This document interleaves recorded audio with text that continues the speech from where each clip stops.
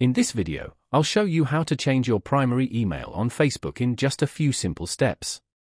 If you want to update your login email or switch to a new email address, Facebook allows you to change your primary email directly from the account settings.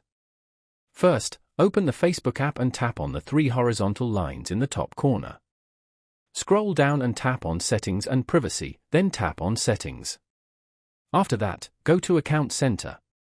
Inside Account Center, tap on Personal Details, then select Contact Info.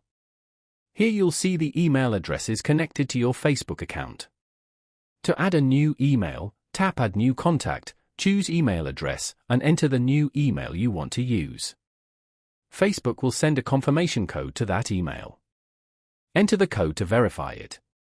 Once the new email is added, tap on it and select Make Primary to set it as your main email for the account. And that's it.